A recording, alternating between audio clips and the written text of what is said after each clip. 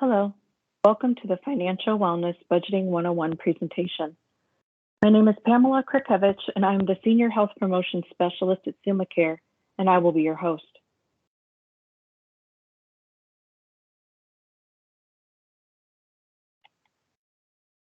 Here are the 8 dimensions of wellness. While all dimensions of wellness need our attention, there doesn't have to be balance among all dimensions at a given time. Instead, the goal is to find harmony with the dimensions that are most authentic for you in the moment. This presentation will focus on the financial domain through a basic understanding of money management and finances. Basically, our satisfaction with current and future finances and our unique relationship with money.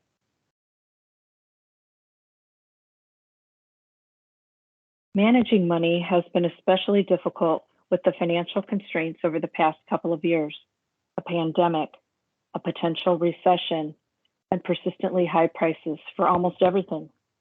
For most, finances are the number one source of stress. Bright Plan conducted a survey of employees from various industries and concluded that 92% of employees were financially stressed and listed high inflation, potential recession, rising interest rates, and stock market volatility as the key drivers of stress.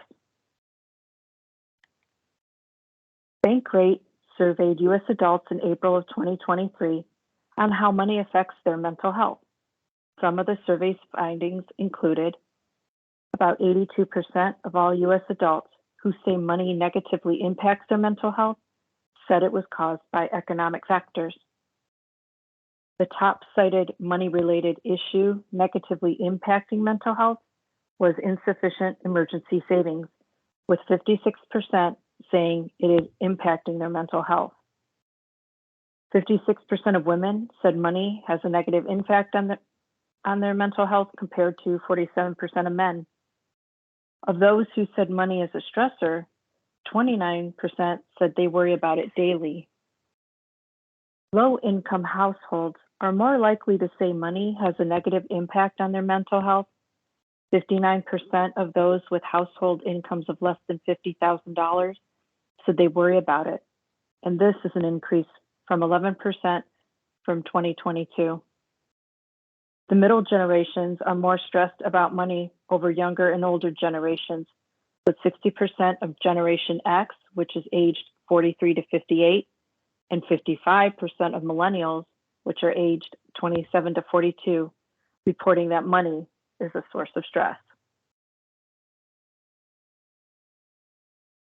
Financial stress in the workplace definitely impacts both mental and physical health, lower engagement, and lower productivity. Per employee, it's estimated that as much as 11.4 hours of productivity is lost per week. Over the course of a year, a full-time employee may spend more than 590 hours, which equates to 47 days, thinking about personal financial issues. 72% of respondents have made at least one social sacrifice due to their financial situation, including not attending a fun trip, passing on an invitation for food or drinks, declining a hobby that they love, and/or skipping an event that they felt required a gift.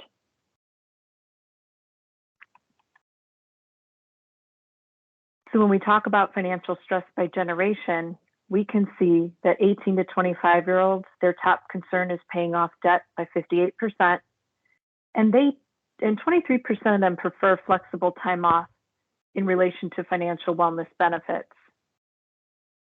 We also see the older generation, their top concern is definitely retirement planning at 56%, while 43% prefer financial wellness benefits over any other type of benefit offered.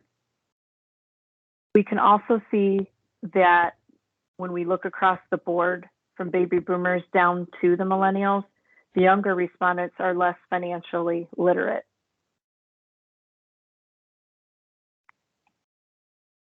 So what is a budget? A budget is a roadmap for where your money will go so you can make your hard-earned income work for you. Budgets assign your money a job and establishes spending limits for specific expenditures so you can use your money responsibly. How do you make a budget? Well, getting started with your first budget may seem complicated. However, you can learn how to budget, how to avoid common budgeting mistakes, and how to ensure your budget is one you can actually stick to in the future. So let's jump in, get started, and design a budget you can live with in no time.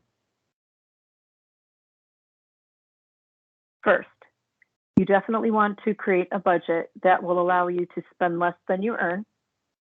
Second, see exactly how much you have to work with. 3, see where the money is going. 4, identify your spending weaknesses. 5, address those spending weaknesses. And 6, reallocate the funds from what's less important to you to what is more important to you at that time. Every dollar falls into one of these buckets. Bucket number 2 tends to cause the most issues in households, primarily disagreements with purchases and/or impulse buying. So let's dive in a bit deeper and identify these buckets. Bucket number 1, the have-to-haves, covering mortgage, rent, utilities, food and gas, emergency account, savings account. You want to definitely list your essential needs, open an emergency account, or determine the amount to be reserved, which means the savings account is a must. So what are financial emergencies? They could be a vehicle repair, a home repair, an unforeseen medical expense. An emergency account should be budgeted by calculating your monthly needs and multiplying those needs by 3. So for example, if you have $2,000 in monthly essentials that are needed, then plan to have an emergency account of no less than $6,000.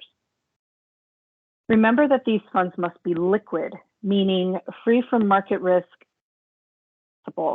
Examples are a checking or savings account or a mutual fund account.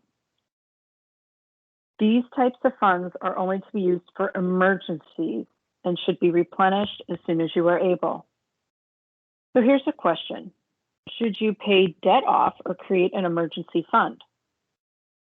You would want to create the initial emergency fund of at least 1 month's essentials before focusing on the elimination of debt.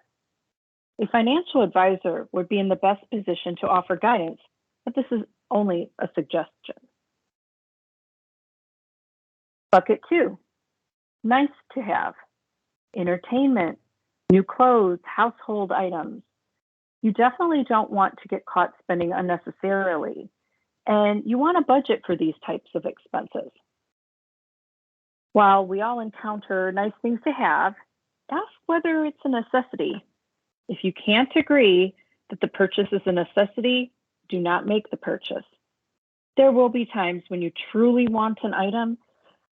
That will be the time to review your budget and ensure you can safely purchase the item without causing a large debt.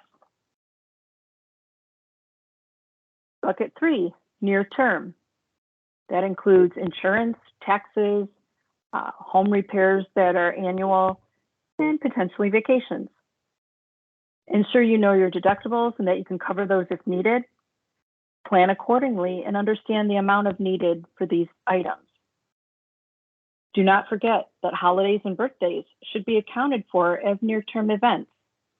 And you want to plan to estimate this budget annually because it will fluctuate.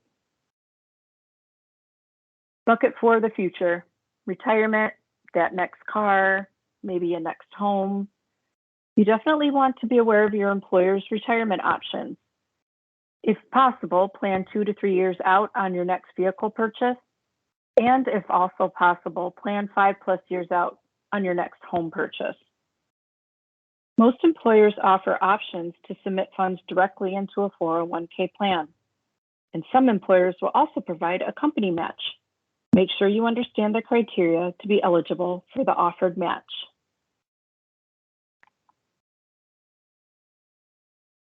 SMART goals. S is in specific, M is in measurable, A is in achievable, R is in realistic, and T is in time-bound. Either your actions take you in the direction of your goals or they take you away from them. Start with a purpose. Resistance at this point means your purpose does not align with what you want. Most people will not stick to clarifying their purpose simply because they feel it's too hard, too strange, and/or too scary. Clarity comes when you have alignment between who you are and what you do. You determine your action. For example, when you align your work with your values, it naturally grants you a sense of doing the work that means the most to you. Writing your goals provides the simplest path to quickly reassess what your next steps will be. Therefore, SMART goals provide a clear guideline and helps you to hold accountability of your actions towards achieving those specific goals. Your budget should include 4 major categories. These are the budgeting basics: income, expenses, debt payments, and savings. Let's look at each of these components separately. Income. Start by adding up all of your income. This would include your regular salary or hourly wages and money you earn from a side job or freelancing. For simplicity's sake, we will assume that you are already having your retirement savings, contributions, and health insurance premiums deducted from your paycheck. Do not forget about other non-work sources of income, such as child support, alimony, Social Security benefits, interest, dividends, and/or rental income. Expenses. Make sure the 4 essentials are covered first: food, utilities, shelter, and transportation. Your first order of business is finding out exactly how much you are spending each month. Do this by consulting your bank statements, receipts, and financial files. Because some expenses are intermittent, such as insurance payments, you will need to get the most accurate financial picture if you calculate an average for 6 months to a year. Add up everything you've spent for the last 6 to 12 months and then divide by the amount of months, which will give you your average monthly expenses. Remember that being thorough when you add up expenses is important in creating a realistic budget. A forgotten bill really throws a wrench into your savings plan. When calculating your expenses, also factor in unexpected bills, such as an unplanned car repair. A good rule of thumb is to add an extra 10 to 15%. So if you've determined that you spend $1,500 a month, add an additional $150 to $225. When organizing your expenses, they should fall into one of 3 broad categories. Fixed expenses are ones that don't change from month to month. For instance, you know that your rent, mortgage, internet, and Netflix bill will be the same each month. Other fixed expenses might include insurance premiums, child care, or a gym membership, to give some examples. Your variable expenses will fluctuate each month, so it's important to keep an eye on them and ensure one does not eat into your other budget categories. So, for example, variable expenses may include your groceries, utility bills, gas for your car, and potentially home maintenance costs. Finally, though it technically falls under variable expenses, fund money. By allowing for this, you do not feel as though you're deprived. The fund money category needs to be reasonable and fit your income and monthly obligations. Debt payments. Do not worry about your mortgage payment if you have one, as that is generally considered a living expense that falls under the fixed category. Tally all of your spending that goes into repaying debt, such as credit card bills, student loans, auto loans, things of that nature. Once you have a clear picture of where all your money goes, be merciless in cutting expenses until your budget is in the black. Cut enough so that you have 10 to 20% of your income left over each month to add into your savings account. If you're unable to cut a sufficient amount from your budget, consider ways you can increase your income. Last, savings. Finally, you should treat saving money as an expense and include a line item in the budget for it. You can also include any contributions to a brokerage account, a 529 plan, or a savings fund for specific goals such as Christmas gifts or travel. If you determine that you are making more money than you are spending, congratulations. This amount could be earmarked for savings and to pay off debt. But remember, you should be working toward emergency funds. You do not have to rely on more debt if an unexpected expense arises. The best way to stay on top of your budget is to record all of your expenses and income. Having to input expenses will cause you to think twice before splurging, and it is especially satisfying and motivating to record when you have met a savings goal. Again, be realistic. Aim for sticking to your budget most of the time, and you are bound to reach your financial goals. Breaking your budget occasionally is okay, provided you get right back on track as soon as possible. Remember, planning a budget will decrease stress, increase financial security, and increase savings. So let's just briefly look at the attitudes about money. When we definitely know where every dollar is going, there's a feeling of control.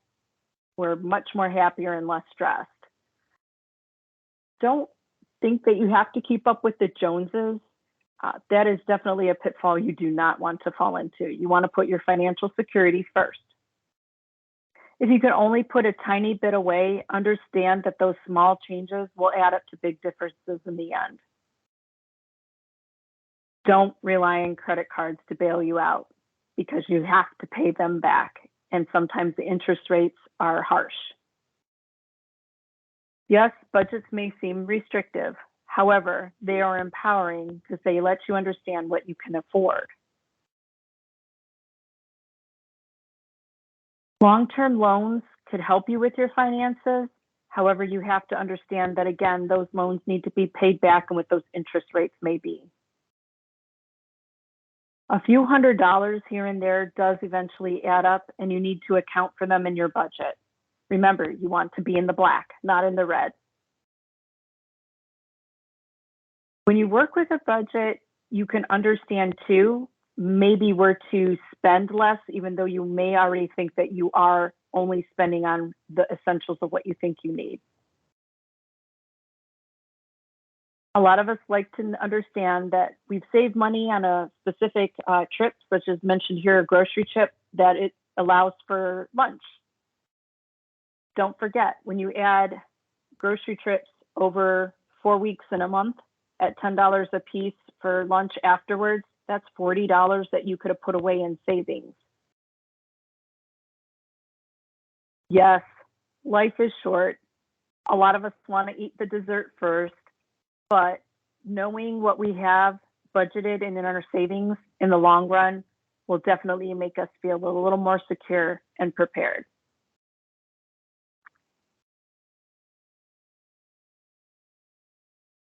Set yourself up for success.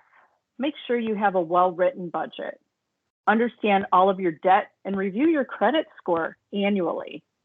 Also, with your credit score, make sure that you lock your credit score to make sure that your identity is protected. Create a savings plan that is comfortable for your income. Remember, only you know your income, your expenses, your debt, and what your savings need to look like. And last but not least, always build in a protection emergency plan so that if those emergencies occur, you're able to handle them effectively. You want to plan long-term goals. You want to understand where your money is going, and you want to create feelings of safety ultimately, which will reduce stress. Last but not least, SummaCare resources. We at SummaCare definitely encourage all of our members to have an annual well visit with their primary care provider. We do offer condition and care management for those that are diagnosed with a chronic condition or have complex needs. Our members also have access to diabetic testing supplies. We do offer telephonic health coaching for lifestyle behavior management. You can access WebMD through My Plan Central, located on SummaCare's webpage with a single sign-in. We do offer 24-hour nurse line, 24/7, 365. We have registered nurses available for your medical questions or concerns. We do offer Teledoc, which is your traveling telemedicine feature, or if you're in need for some medical advice for a minor medical issue or concern. We do offer smoking cessation through our Quick Care program, which is a telephonic coaching program that does offer a small supply of nicotine replacement therapy. And last but not least, Husk Health and Wellness Discounts allows access to discounted health club memberships, nutrition programs, and educational resources. Last but not least, these are the resources that I had incorporated for this presentation. I thank you for your time and be well.